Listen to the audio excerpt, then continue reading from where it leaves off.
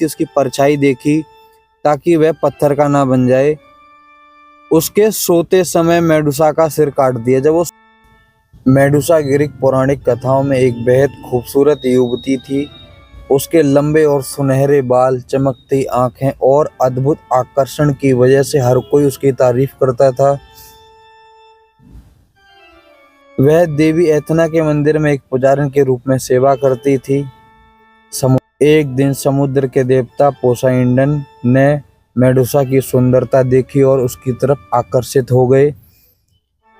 एक कथा के अनुसार पोसाइडन ने एथना के मंदिर में मेडुसा का अपमान किया और उसके साथ बदतमीजी की, और ऐसा कहा जाता है कहानियों में कि उसका बलात्कार भी किया।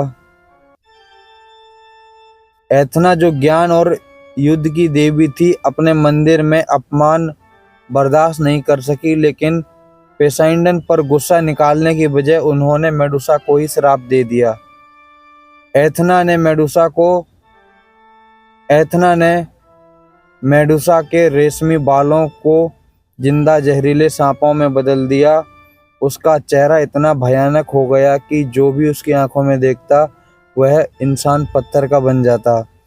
इस श्राप के बाद मेडुसा अपनी दो बहनें एटेन्थो और यूरियाल के साथ एक दूसरे स्थान पर रहने लगी। तीनों को गोर्गन कहा गया, लेकिन केवल मेडुसा 9 वर्ष थी, यानी मारी जा सकती थी। राजा पॉलीडिक्स ने नायक पर्सियस को आदेश दिया कि वह मेडुसा का सिर लेकर आए। पर्सियस को देवताओं ने मदद के लिए कई चीजें दी।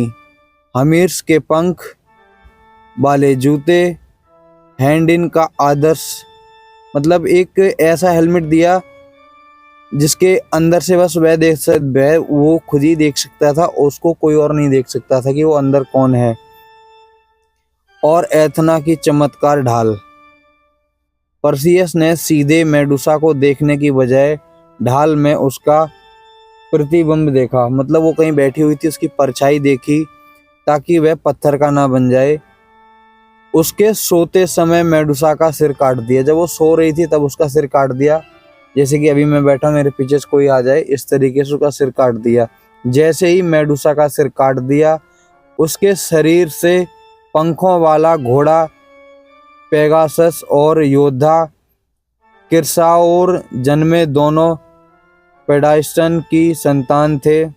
पर्सियस ने मेडुसा का सिर हथियार की तरह इस्तेमाल किया, क्योंकि उसकी आंखों में देखने वाला अब भी पत्थर का बन जाता था।